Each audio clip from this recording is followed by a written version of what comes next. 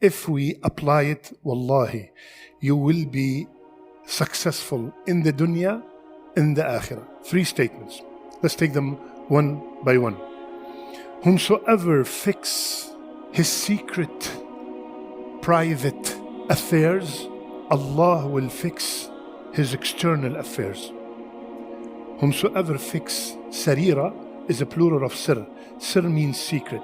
Yani whomsoever focus on himself when he's alone in privacy, Allah subhanahu wa ta'ala will fix his external. Unfortunately, many of us focus on the external. How big is the beard? How short is the thawb? What people think about me? And we neglect the inner. But it is the other way around. Focus on the a'mal al-qalbiyya, the actions of the heart. Automatically the outside will be fixed. If you notice the 7 people under the shade of Allah, look at their a'mal. You will notice that at least 3 of them, they got that honor of being under the shade of Allah when there's no shade except His shade, because their behavior when they are alone is unbelievable. Number 1, the first one, he gave charity. Look how secretive.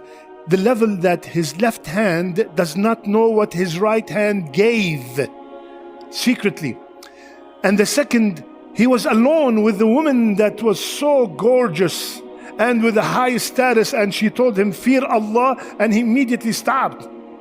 He left that for the sake of Allah subhanahu wa ta'ala. It was 1 second decision when he was alone. And the third one, Rasulullah said that a man was alone at night and he remembered Allah, فَفَاضَتْ عَيْنَاهُ, and his eyes start weeping. Alone, that's the secret word. And I always repeat, ya akhwan, you want to know who you are, how strong is your iman, what is your status with Allah. Check your actions when you're alone. Now in the masjid, look at these beautiful faces. Everybody's pious. But when you're alone, how do you behave? When the parents are away, when the wife is away, what do you do? When you are in a vacation and nobody knows you, how do you act? This is you. Here, everybody's pious. Everybody looks great. Alone, when you're alone, we focus on what the people see and we neglect where is the center of attention of Allah. Rasulullah said, hadith in Sahih Muslim, Inna Allah la yanzur. Allah does not look at your attire and your wealth. But Allah looks at your heart and your actions. We focus on what the people see and we ignore and neglect what Allah is looking at. This is the center of attention of Allah. So, listen carefully to this statement. The more the heart is involved in ibadah, the higher the reward of that ibadah. I will repeat. The action or the amount of reward of any ibadah, it depends on how much was the heart involved in that ibadah. Let me give you an example. 2 people praying.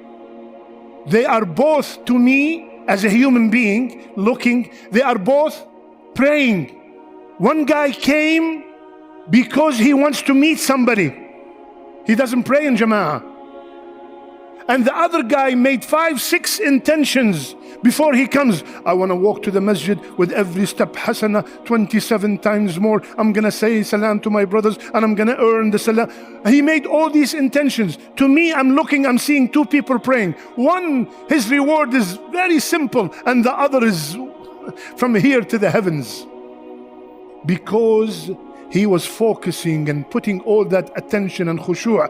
To me, they look the same, but the more the heart is involved in ibadah, the more the ibadah is being rewarding. And that applies fasting, charity, any ibadah, reading the Qur'an, making dua, all of that. How much is the heart involved in that ibadah? That will increase the reward of the ibadah. So the first, fix your inside. Allah will fix the outside. Second, fix what's between you and Allah, Allah will fix what's between you and mankind. You have problems at home, you have problems at work, you have problems in your life, you have problems everywhere. You do not talk to your cousin, you don't talk to your in-laws, you don't talk to these people, you always have problems with others. Fix your relationship with Allah.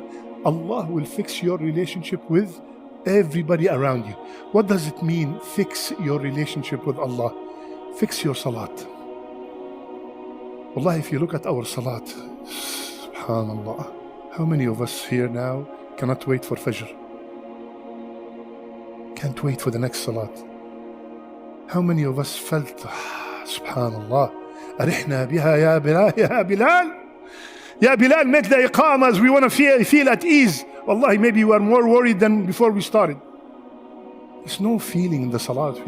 Fix the salat to the best of your ability. Concentrate, focus as much as you can.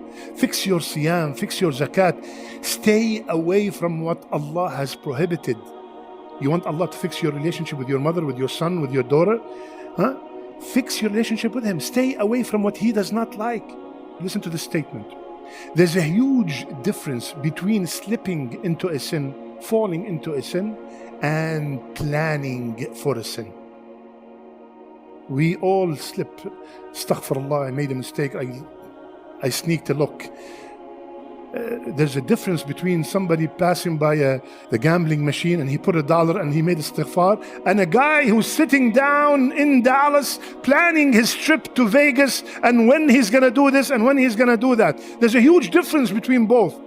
This guy slipped and he made istighfar, moment of weakness, and the other guy is planning. There's a huge difference. So stay away from what Allah has prohibited. Allah will fix your relationship with others.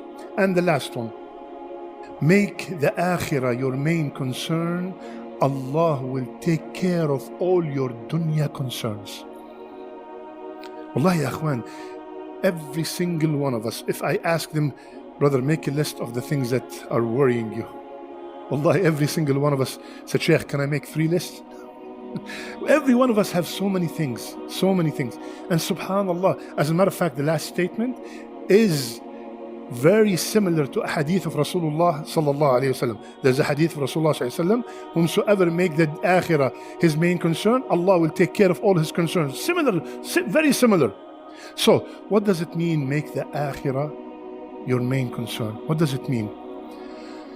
Before I make any move, before I make any decisions, before I utter any statement, is it pleasing to Allah? Yes, Bismillah. Is that job pleasing to Allah? Even if it's paying $500,000 a year, wallahi, if it's not pleasing to Allah, refuse it. That was just a test sent your way to see how you're gonna react. That sale that you were tempted to make and you know it's haram, but the shaitan came and said, you give half of it to the masjid, as if Allah needs our money. Inna Allah tayyib wa la yaqbal illa tayyib. Allah is pure and He only accepts what's pure. The shaitan whispered, give half of it to the masjid and you feel good. He came and tempted you and whispered, make the akhirah your main concern. Is this major I'm majoring in college, that jobs that it provides, are they pleasing to Allah? Because you don't know how many people, they were not very religious and they went to school. And then during the school, they became very religious already, invested 3-4 years in haram major. And then, subhanAllah, what am I going to do, Shaykh? I already invested 3-4 years in this major and I just found out that all the jobs from this major are haram. Quit. Wallahi, Allah will replace you. Allah will give you something better because you left something only for His sake. Any statement, before I say it, is it pleasing to Allah? Bismillah. We throw statements and we do not know how damaging they are.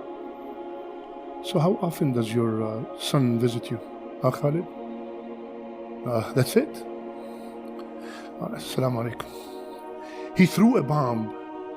He made the brother think, subhanallah, that's it? My son visits me once a month and his son visits him 2-3 times a week.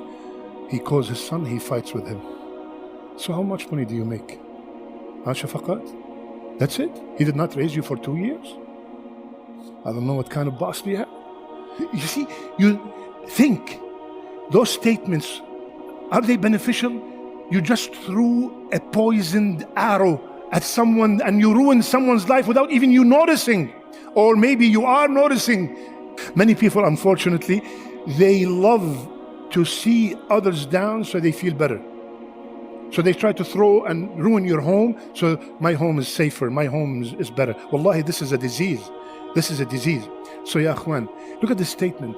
Make the akhirah your concern. All I'm concerned is the pleasure of Allah. Allah will take care of all my dunya concerns. If we put all these three together, what is the first one? Fix your secret, Allah will fix your outside. Automatically you fix your secret, automatically the beard will come. Automatically all the other stuff that people يخشون الناس ولا يخشون الله وهو معهم. They fear the people and they do not fear Allah, even though Allah is with them. Second, fix your relationship with Allah. Allah will fix your relationship with others. And third, make the akhirah your main concern. Allah will take care of all your dunya concerns.